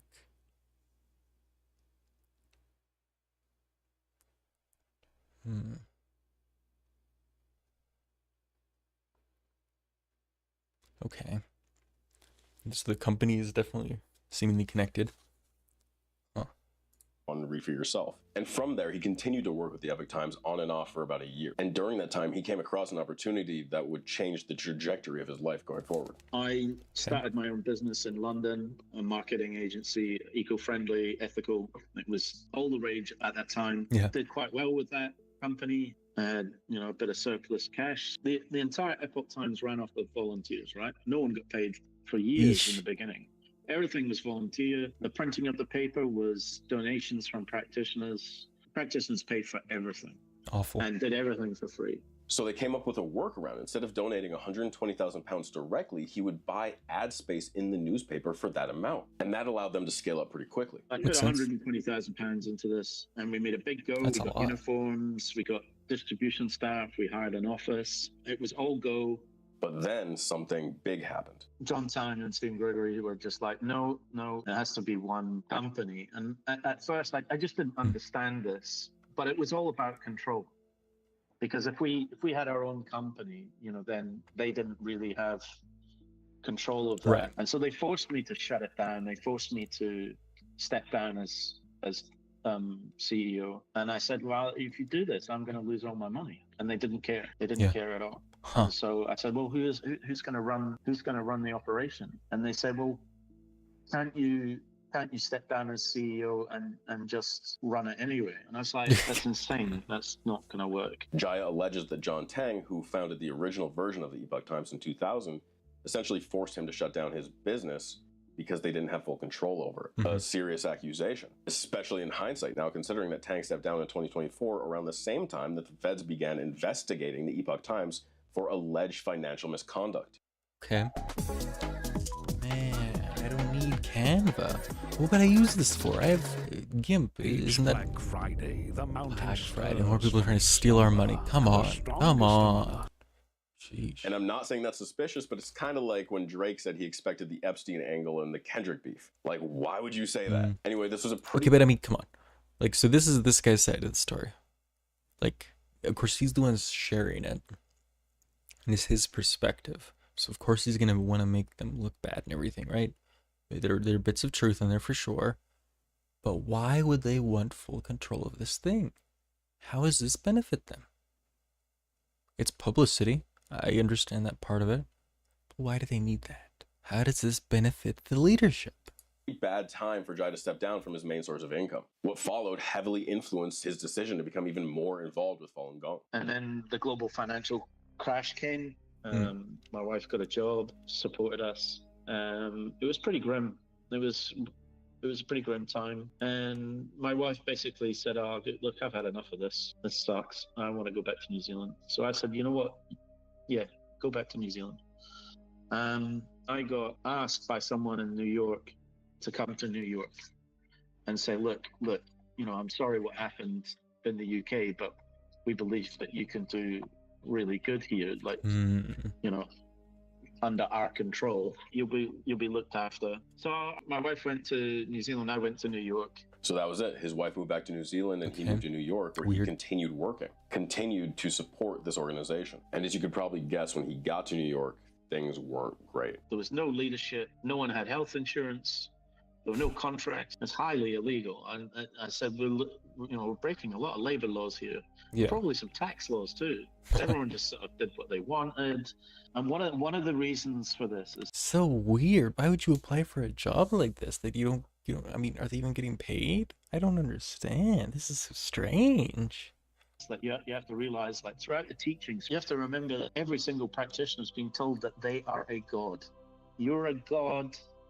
You've fallen to earth, and you need to pay off all your karma. Okay. And then you can return to your paradise. When you enlighten, you'll go to your paradise and you'll have all your subjects and blah, blah, blah. And by the way, if you're white, you'll have a white paradise. If you're Chinese, you have a Chinese paradise. It's for the Chinese people. Yeah. So there's this kind of very... Okay, hold on. I wish you would have said that part earlier. I didn't know that all these people thought they were a god. Okay. That adds some good context to this. They all get their own paradise. Okay, fair enough. But that means there's still some sort of hierarchy. And what if you're not? Then what happens to you? I don't understand. Clear ethnic demarcation. Like race mixing was a no-no. Which is appalling. Right. The allegations of unpaid labor and exploitation to a people who are willing to do it for free because of their beliefs, even if they don't listen to direct orders. But okay, hold on. I think I'm piecing this together now. So all of the members, that's why the lady that start forwarding all those news articles and stuff. So they operate all these news articles. Members donate to those news articles because it's going to speak favorably of their leader. That's the leader's way of sort of like communicating with them, I assume. And they contribute money to that feeds upwards. All the unemployed staff are working there because it's going to help them, like, I don't know, get to their heaven, whatever, so they can be a god better. The money gets funneled up higher, all the way to the guy at the top, and he gets to live at his paradise in this world, right? I think it's kind of making sense now. I think that's how that's operating. that made me wonder. When you say that everybody kind of believes that they're their own god, and at the end you're going to have your own paradise, and it was difficult to get people to listen to orders in a hierarchical way, was that also how people viewed Lee? Or did people kind of put Lee at a pedestal above? No, Lee. He's above, right? As far as they're concerned, Lee created the universe. Okay. Yeah. And if he said to you, see that white wall over there? That white wall is white, it's black. They would go, oh yes, right, yes, of course I can see it. You know, like whatever he said goes. He was infallible. Yeah. He had superhuman powers. Blah blah blah. Literally, his word was the word of God. The way that he put it was that I am the creator of the universe, but in order for me to do my work, I have to assume a human form. You'd be surprised at how many times I had a disagreement with him. Jai was already frustrated with the way the organization was run and interacting with members who would never question Lee. When it came to promoting Falun Gong, just the practice. Oh, sorry. So wait, hold on. I mean, the reason he's having problems, this guy's going out as a business. The other guy's going out as a cult leader. And he's the one in charge, so he doesn't need this guy because he could just replace him with someone else. Yeah, I think it all makes sense now. I wonder how much money all of these news article places collectively make. You know, how much they get from their donations. Because I feel like that's your cult fuel right there. And them all undoubtedly calling that guy God. That's obviously really bad too, right? Interesting. I hated it. A lot of them wore these golden uniforms with red trim, and I was like, there's no way in God's green earth you're going to get me to wear one of those. And that only got worse when there was a delay in what is known as the Fa rectification. Dana Chang, who was the chairperson of the Epoch Times, the English Epoch Times, she was basically the direct conduit between Li Hongzhi and the paper. And she said, Masters delayed the Fa rectification. The Fa rectification means a complete reboot of the universe. Like, he was transforming the universe, getting rid of all the old forces and all the evil, and the universe would be sort of like reborn as this much more pure and kind, and without evil existence. Right. My point is that everyone, all practitioners, that's the end goal. It's Fa rectification now. Right? It wasn't in the beginning. It was about improving yourself. Now it was about politics. It was about the end of the world. The way they made the decisions was basically, I need to save sentient beings. That's the most important thing, is making sure everyone in the world knows what Falun Gong is, and that way we can save as many people as possible. So it's just like all the other religions, but for Falun Gong practitioners, it seemed a little bit more extreme, in that if you were doing something that was breaking the law, it didn't really matter, because what you were doing it to save sentient beings. Li Hongzhi said, he wanted practitioners to conform to mainstream society as much as possible, but why? Why would you want them to conform as much as possible, though? Wouldn't you want them to be? Well, okay. I guess you want them to conform so that no one goes after them. Because then they keep feeding you money and stuff, right? And then if you have people that you still have power, yeah. Okay. Then at the same time, he wanted you to dedicate your higher life. Yes. Right. So it became more focused on human rights, on long-term beliefs, which is very unique for a movement like this, trying to remain in your normal life while upholding their value system. It wasn't until another conversation with Dana Chang where Jaya realized that something was really off, though. I was angry one day and I was questioning something, and I was just like, it's just a bit frustrating. Dana Chang, she said, look, I've just spoken to Master, and he says that we need more time to say. Okay, hold on. I just gotta say, like, so this guy's speaking to her, and this lady speaks to him. So couldn't she just say he said anything, and now it's suddenly true, and you know their god said it, so now you have to do it. Yeah, it's a gross cult. Save more beings, and when I heard that, wait, what? Say it again. He says that we need more time to save more beings, and when I heard that, okay, alarm bells went off in my head. I was like, I've heard that before when they predicted the end of the world would come, and then they had it. Oh no, I got the date wrong. And for some reason, this comment made my blood run cold, because something within me recognized that was a huge red flag. Only that once. It's the only time that I thought the thing was a cult. Yeah. I didn't even admit it was a cult until a couple of years ago. But at that point, I was like, if he's the creator of the universe, you know, he was constantly going on about how we didn't understand time. If you pressed him and said, okay, go into detail, explain that, he would say, it's too complex for you to understand with human language. Classic. I cannot explain it with human. Like, imagine that. Like the God creator of the entire universe says, I can't explain it to you, as he's speaking perfect English, whatever, directly to your face. It's insane. It's insane, and every like cult is like this too. If it's some individual person in charge, and like you question them and they give you some response like that, that's ridiculous. I'm just like trying to like I'm thinking of this in the context of like the 48 Laws of Power by what's his name, Green.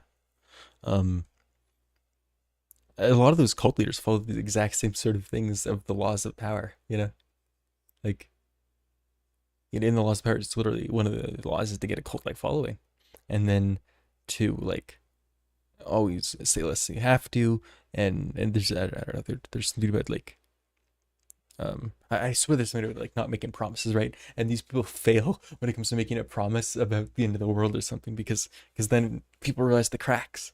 Also, something that is kind of cool on a separate note is just that people have their own like logic enough to be able to like they have like a conceptualization of God, right? He's like ultimately powerful and everything, right? But when God says, "Oh, it's not today. It's we need more time," like that's when people are like, "Oh, wait, God wouldn't do that," That's kind of cool.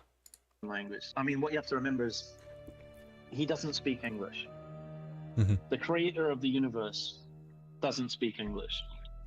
That's interesting. Mm-hmm. He would go on about how there was a nuclear reactor. I think it's only interesting because like the creator of the universe, wouldn't they be able to speak English language, right? I mean, and out of any language, I mean, I don't know, they would probably do some old traditional one too, if that, right? Why would the creator of the universe be here right now with you guys? Maybe their Bible thing explains that book he had, right? But why is he here today? Why hasn't he done all this stuff already? Yeah. Off. I'm going off the rails, but Anyway, let's nuclear reactor. Found in Gabon.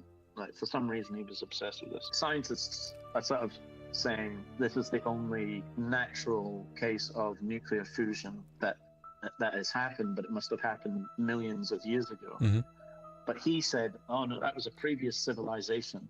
What? And he sort of said, this is how everything is, but don't ask me any questions. He is a genius at creating circular arguments. The easiest example is the one about medical treatment. He goes on about how he used to heal people with his hands, and he used to heal people with illnesses in China. He says that... Okay, I just gotta say, it's always people in suits. That's why, like, I work in an office, right, and sometimes people wear suits, and I just have like an ick for people wearing suits, because it's like, yeah, you're some weird guy trying to be like in power, and so that's why you're wearing a suit, and it's always, I always see cult leaders, and it's like disgusting to me. It gives me the ick. That's why I wear a dress. A maiden dress. Okay. Hands, and he used to heal people with illnesses in China. He says that Qigong is the best way to heal illnesses. And then he criticizes Western medicine, modern medicine. Classic.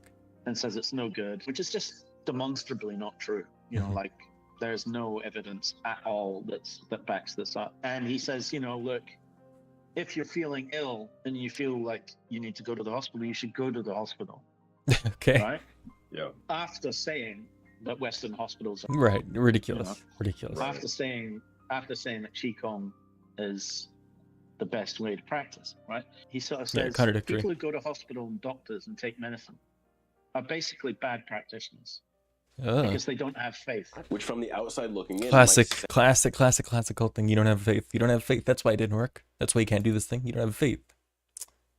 Sound crazy, but you have to understand that Jaya was the odd one Hold out, on. the only one questioning things. His whole support system believed what they believed, a belief system that suggests that Lee is right, all-knowing, and the voice of God, a humble prophet who isn't motivated by the allure of material goods, despite the fact that he lives in his own private compound in Dragon Springs. Dragon Springs in upstate New York. Classic. That's another thing in the law power you should do. You don't make yourself a fortress, because if you isolate yourself, then you're disconnected from the people, and then you lose power, and you can't do that. These cult leaders don't get it. It's something like 400 acres, Sheesh. and it's full of Tang Dynasty temples and buildings. He gets driven around in a limousine. He says that he lives in a very modest room, you know, and he doesn't want for anything. It's all it's total. I mean, he drives around in a limousine. He doesn't buy anything himself. People buy it on his behalf and give it to him. And that's the way it's always been. I think when he first got... There's the core of the cult. There it is. Right there. There. People buy stuff for him. He created this world where he is God, and he's getting to live his heaven right now, and he just has to promise other people that they're going to have a heaven later. There's your cult. There it is. To New York, a practitioner bought him a house in New Jersey. Now, this was news to me. Something I hadn't seen anywhere else. You can't really find information on Dragon Springs. It's extremely private. I'm talking armed security 24/7. In 2020, ABC did a story on Falun Gong, and they tried to get onto the compound to ask questions, but were quickly turned around via police escort, which, to be fair, is not surprising. Even if Hold on, police escort? So the police are protecting this? That's weird. Why does America allow so many cults? I feel like America needs to ban cults too, you know? Oof. If this wasn't a secretive cult, I doubt a whole camera crew and reporter were going to be allowed on private grounds to ask interview questions. If anything, to me, it read as an attempt to make a scene and get the police called. I think it was a pretty poor attempt at showcasing the location. They could have done a little bit better in due diligence. But it did, at least, enforce the idea that if you walk up there, the police will be called. So interested to learn more, I asked Jaya if he'd ever been there. Yeah, I hate going there because they made you work. Like, you weren't allowed to just like walk around like a tourist, and you never knew what you were going to end up doing. Some people ended up doing building work. Oh, some people were classic. I mean, classic cult. You know, people doing all sorts of just menial, weird tasks, and for no money, I bet too, right? I hated it because I was working 6 days a week at Epoch Times, and then every weekend there was a bus that went from New York to Dragon Springs. I didn't really want to work on my only day off, you know. And that's wild. To work 5 days a week and then get on a bus with other practitioners, go up to Dragon Springs, and then do manual labor for your weekend. To me, it sounded like Jaya had his doubts, but it clearly wasn't enough to stop him from doing all of this. So I began to wonder, like, what was the tipping point? What was the line that they crossed that finally made him leave?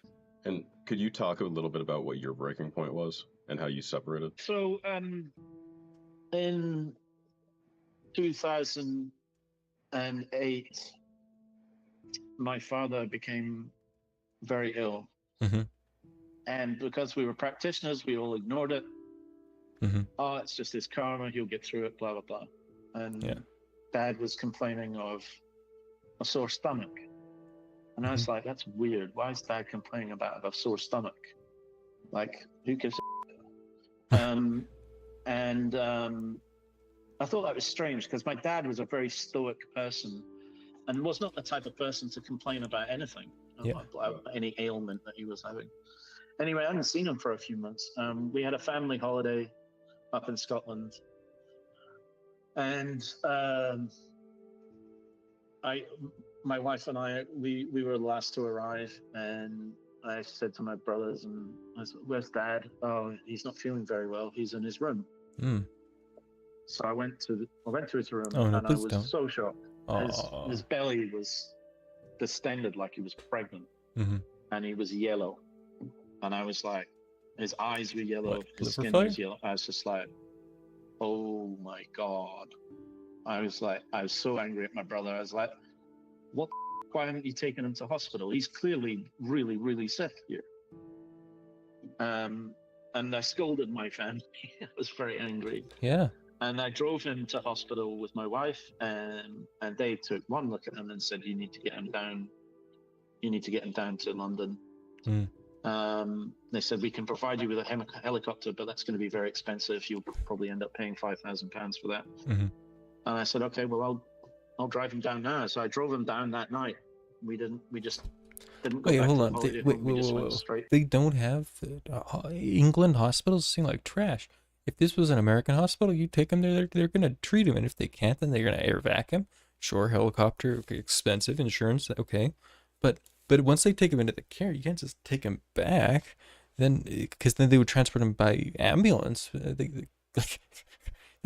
That's so weird, so weird.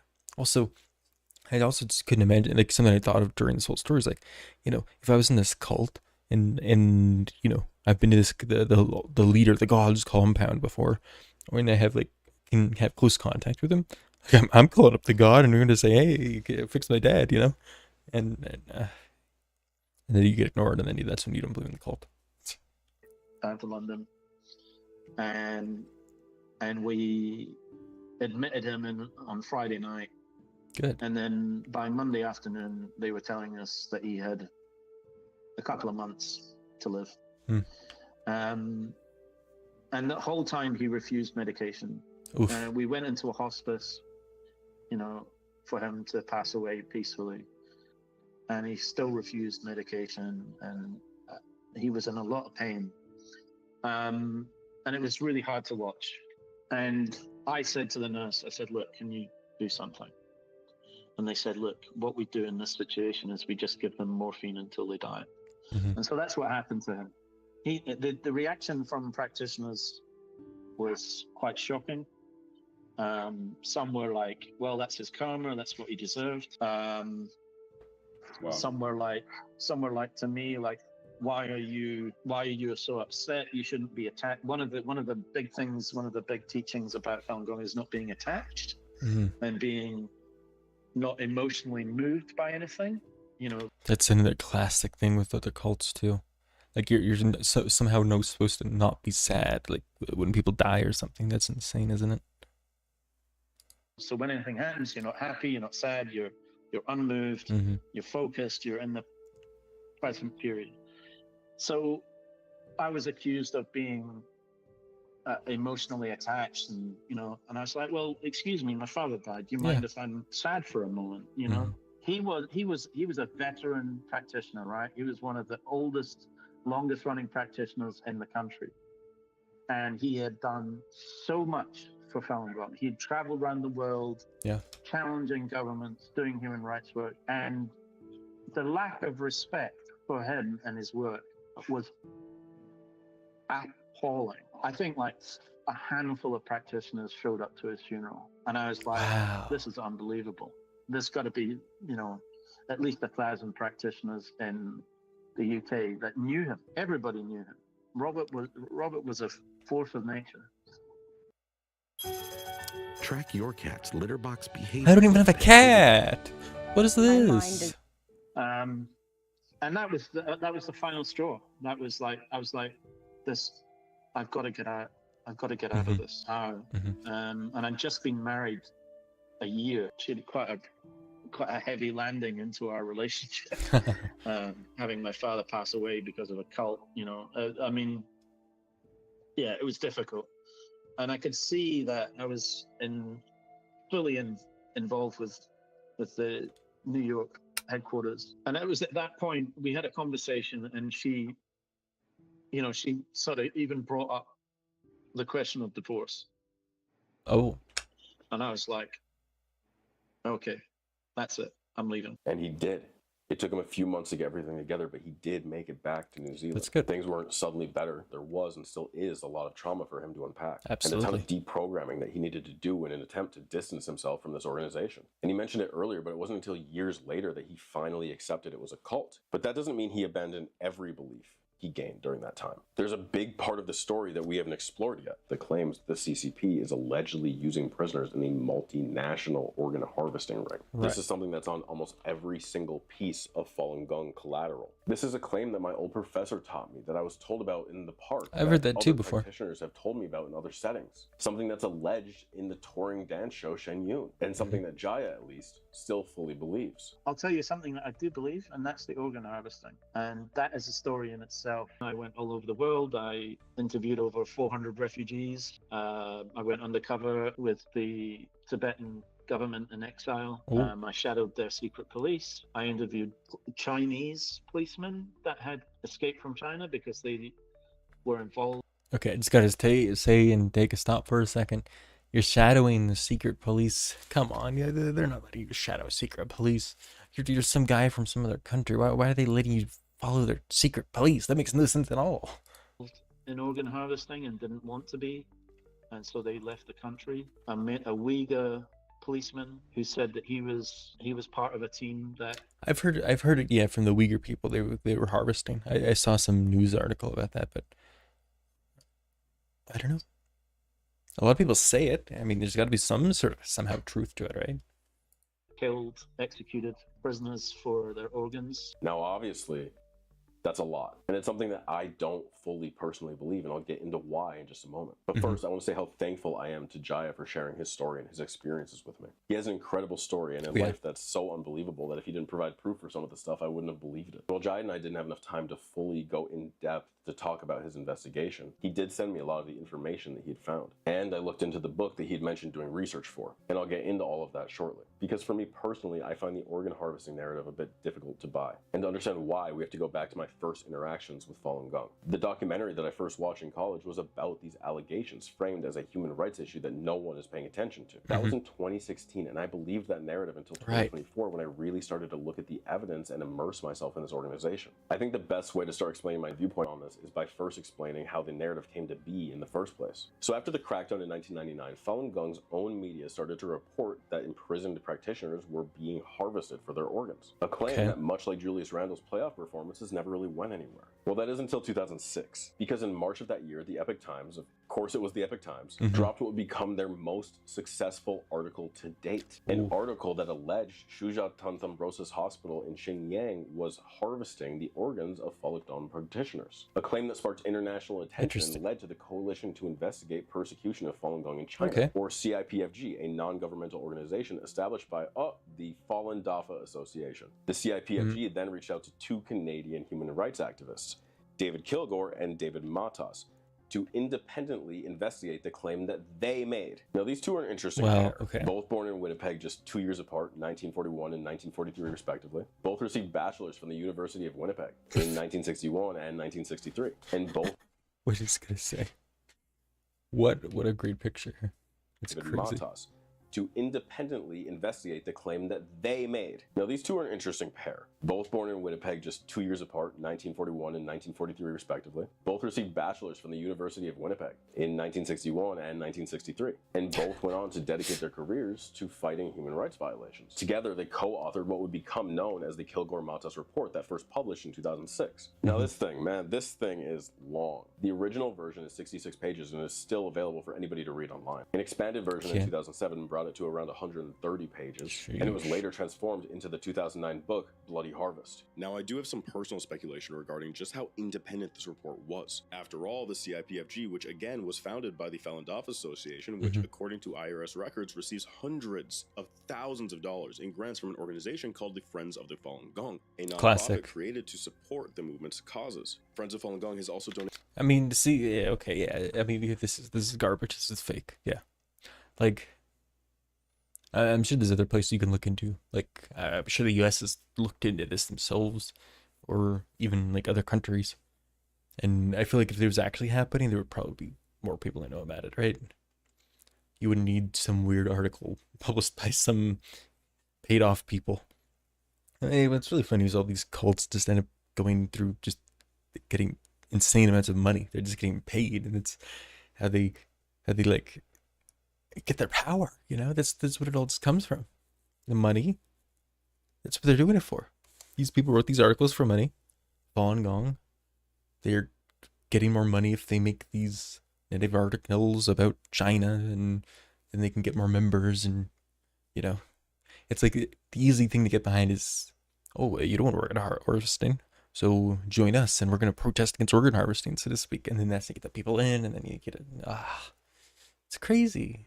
Donated tons of money to New Tang Dynasty TV, Sound of Hope, and the Epoch Times. Yep. And when the Davids were asked about how they were funded, this is what they had to say. I approached this as all of you did. I mean, when this first came to me, I didn't know who Falun or what Falun Gong was, or whether this was true or not.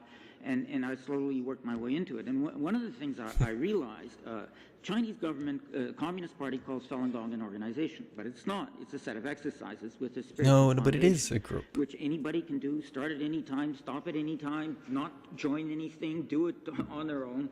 Falun Gong are a group of individuals who, It's a in group. some cases, have formed together to create ad hoc organizations here and there. But these organizations do not include everybody who does the practice. And every time I would, well, I mean, every trip is financed differently. And the typical financing is somebody invites me who may be a Falun Gong practitioner, and that person pays, or him and his friends pay. There's no organization with a budget that's pouring out money. It doesn't exist. Machine learning It's diabolical. is advancing, but businesses wonder What is if some this? machines I don't even know what this keep up. ad's Welcome our new for. At its core, though, the report made three. You don't know a funny thing? If you click those ads, it ends up costing whoever paid for the ad money. Like, I learned that lesson, actually. It's a total side topic. But, like, on Amazon, if you see the sponsor thing, say every time you click that, it loses money. Like, I had ads because I sold, like, some other products on Amazon. And if you click the button, you lose money. So, like, it's just funny to me. It's like, you could just sit there clicking over and over again, and then minus $1, minus $1, minus $1, and you could just cost some giant company, you know, thousands of dollars. It gets up some botnet that does it or something. You could do the same thing with like YouTube. It's kind of funny. Total side topic. Random tangent. Okay.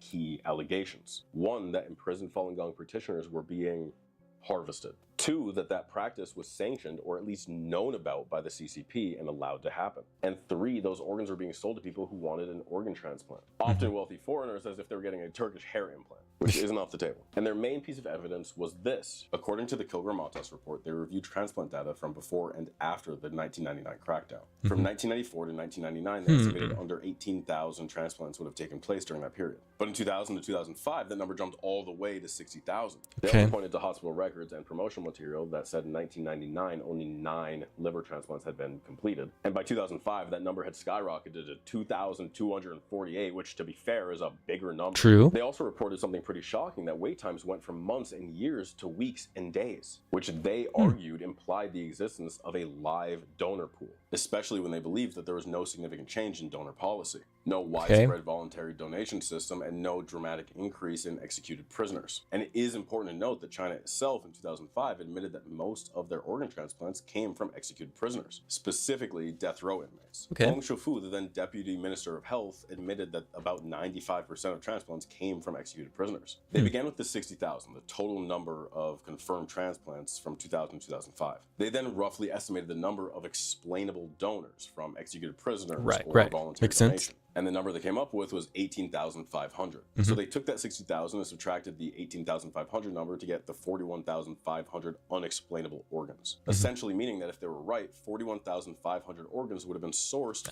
from illegal execution. But here's the issue with that. There's a serious issue in thinking that 41,500 couldn't possibly be explained for any other reason. China's entire transplant industry grew tremendously in the early 2000s, including major healthcare reforms post-2003. And while yes, it is totally valid to question the discrepancy in that number and question the ethical sourcing of these organs, I think it's a bit irresponsible to say that the majority of them are coming from Falun Gong practitioners. Harry Wu, a Chinese-American human rights activist who spent 19 years in Chinese labor camps, founded a research foundation and museum in DC dedicated to showcasing the horrific realities of these labor camps. And even he thought that there was no way these organ harvesting narratives were accurate. But that report did have a genuine effect on China, at least in the short term. According to the Sydney Morning Herald, a local paper in Australia, which, you know, take that as you will, 2 hospitals apparently banned the training of Chinese surgeons due to this report. But more importantly, some governments felt they had to acknowledge these accusations, in part due to the persistence of the Davids. In September of 2006, the U.S. Committee for International Relations held a hearing titled Falun Gong, Organ Harvesting and China's Ongoing War on Human Rights, where the Davids testified. And this actually led to U.S. representatives going to that hospital twice, actually. And according to an archive statement by the U.S. Department of State, they found absolutely no evidence to corroborate these claims. They didn't believe that it was being used for anything outside of a normal public hospital. And of course, that's not completely conclusive. So I started to look at other evidence and other explanations as to what's really going on. After all, there has to be some level of truth to persecution. I've met a lot of Falun Gong members who've come here in just the last 2 years. And I want to call back to that file that Jaya sent me. It has a ton of emails and evidence for the things that he was talking about, such as a letter from European Parliament member Edward Macmillan Scott, requesting for the Prime Minister of Tibet to aid in Jaya's research and even give him an audience with the Dalai Lama. Which he apparently did. Some of which pertain to research he did for Ethan Gutman's 2014 book, The Slaughter, as well as some research he did prior. In the documents he sent me, he refers to something as the Singapore incident several times. From what I was able to piece together, this is in reference to an interview that he did in Singapore with somebody who claimed to have an intimate knowledge of China's alleged organ harvesting. And this was in September of 2006, just 2 months after the Kilgore-Matas report. 3 years later, in 2009, this email thread was sent between Jaya and another individual. This thread references a few pretty interesting things, one of which I thought was a bit funny was this. The Journalist Corner on Fallen Info was supposed to clear up any confusion journalists may have felt about the topic of the prosecution. As you can see here, the email directly mentioned how certain articles were more effective in certain regions. One that they believed to be very effective was titled, 10 Things Obama Should Know for His Visit to China. This email literally suggested just swapping Obama's name out with any relevant politician to whatever region you happen to be in. But the other and probably more interesting snippet from this email was a conversation they had in regards to Ethan Gutman's research. There was a suggestion to alter the number on Falun Dafa's website from 100,000 to something closer to 600,000. And it seems like that conversation had an effect because as of 2009, the number listed on the website is 450,000 up to 1 million. These organ harvesting claims were everywhere, and they weren't just contained to their inner circle. Most of the Falun Dafa members who I've interacted with, including my professor, have encouraged me to look into a new piece of legislation. A piece of legislation introduced by Representative Scott Perry called the Falun Gong Protection Act, as well as several petitions encouraging lawmakers to pass that bill. Here's an encounter I had in Seattle where I was asked to sign this very petition. Very, very bad. Yeah. Yeah. It's a Falun Dafa. Okay. Falun Dafa, very good. Okay. Yeah. Hold on. What is this? What is this? Okay. We are practitioners of Falun Gong. We are school Buddhism, like the meditation. Yeah. But what you will see is the severe persecution from the Chinese Communist Party, which lasted for over 20 years.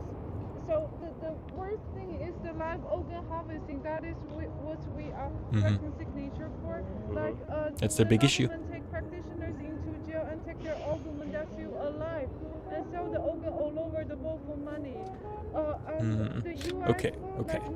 Like but like bigger picture here, what does getting this petition signed actually do for the organization? What does it do? That's what I'm curious to know. Countries have been involved in this terrible behavior, and US has just passed this act to protect Falun Gong practitioners, like anyone involved in this Understood, it protects them, but what does it do for like the organization in America? Does it just give the cult more safety, I guess, probably? The harvesting trade will be punished. It has just been passed by the House, but we need more support, like the signatures, so we can go to the senator level. Yeah, so this changed a lot, but because like many practitioners just they don't know how to give up, because to follow this principle to do a better person, what's wrong with it? Right. So like they are taken into jail, and many are fortunately to escape from China. Like the ladies, you can see they've been persecuted in China, but they are fortunate to escape China here. But many people are still being persecuted like this. That's why we are here. Many of them have been there for. Okay, but like it doesn't even make sense. Like you're not getting your organs harvested in America. They're getting harvested over there. If you care about the people over there, you need to like petition the government to go to war with China or something to fix the people, to like get them out of prison. So I don't know. It just kind of doesn't even make logical sense there either, does it? Over many years. This is only my second year here. We are all volunteers. So. Okay. Yeah. May I have your support with the signature? Representative Scott Perry's actually tried to push this bill several times, 2021, 2023. Weird. How much are they paying him? And it leaves me wondering why. So I went deeper, and I think I may have found the answer. Okay. Part of the reason why this organization is supported by so many politicians, and often right-leaning politicians, is because they love that their messaging is anti-China. Narratives that demonize anything seen as anti-American is obviously beneficial to that side. And that's why the Epoch Times reportedly spent millions on Facebook ads favorable to the Republican platform. Back in the park that very first day, the woman who's teaching me the exercises brought up another persecuted group in China.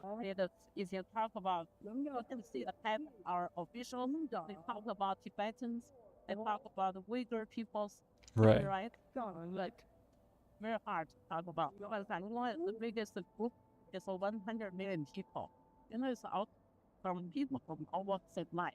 Our certain minority. The Uyghur people. In 2022, the BBC released a few articles showcasing a hacked file. This file showed more than 5,000 detained Uyghurs who were allegedly being sent to re-education camps. These articles showed satellite imagery of detention sites being built over time, and now while these are not necessarily organ harvesting rings, detention sites like this were very real and were very likely used on practitioners of Falun Gong after that crackdown. But here's the thing, in 2021, the Associated Press released an article detailing the reduction in surveillance. It also contains claims from China that those vocational camps were closed in 2019, many of which were repurposed into schools and office buildings. In 2022, the Associated Press released another article about how the treatment of people in those camps may very well have been inhumane, arguing that they could constitute as crimes against humanity. I personally believe that these likely false organ harvesting claims were originally brought up as a way to bring light to what was potentially a real violation of human rights. Makes sense. And the detention of a group of people who, while definitely for sure are a cult,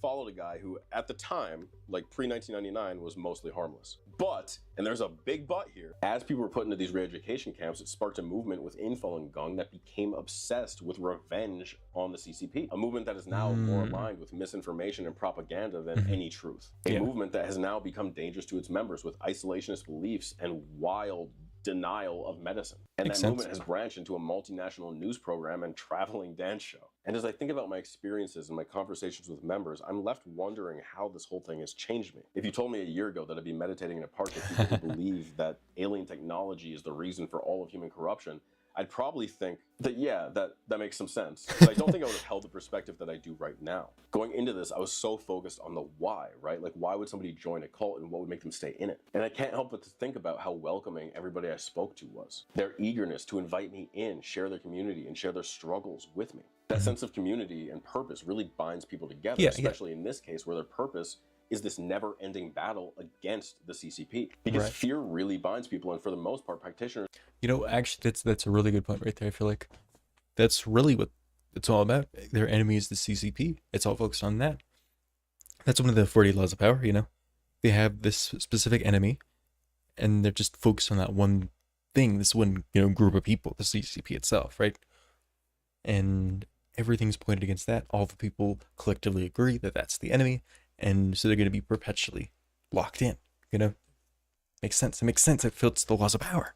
Are super paranoid that the CCP is watching them, that this big bad organization is constantly out to get them. That fear felt very real, and I felt it pretty much every time I interacted with this group. After all, how could I think that somebody walking behind in the park, reaching to grab a flyer and reading about these horrible things would ever think twice about it? How could you assume that the people right in front of you are wrong? To me, it became pretty clear on how people get in and why it's so difficult to leave. That being said, I will never again wake up at 7 a.m. to hold my hands above my head in a park. Never again. In the end, I did learn a lot about this group and their apparent struggles. I just left with a little bit different of an outcome than I thought I would have going into it. But who knows? Maybe I'm wrong. Maybe something bigger is going on here. I guess time will tell. Anyway, that was my year. I hung out with a cult, read a book, did all the exercises, went through a bunch of archive documents, and I do think in that time I learned something. And that's to fight for what you believe is right, even if no one's listening. Well, kind of. Don't do it like these guys, but yeah. Really, it's been a pretty crazy year, not just for me, for everybody. There's a lot of messed up, wild stuff happening around the globe, so I would encourage you to support organizations that you believe in. I've linked a few organizations and charities that I believe in, that if you have the resources and the time, you can support yourself. I don't think any of them are cults, but you can't be sure. Also, if you've made it this far in the video, thank you. Consider subscribing, liking, sharing, or even joining the Patreon if you want to see more content. I'm sharing the video right now. I don't know what this next year will bring, but I'm pretty sure I won't be trying to join any cults anytime soon. See you next time. Awesome. Okay, we don't need another ad, but that was a really good video. Like, props to that. Cool. Let's see what some of the comments say. We got here with Kay, because someone who studies cult psychology in university. As part of my degree, it's not recommended to actually join a cult undercover for any reason. If you think you can't get sucked into their practices, you're wrong. These cults aren't successful because people are gullible. They're successful because they're extremely good at what they do. True.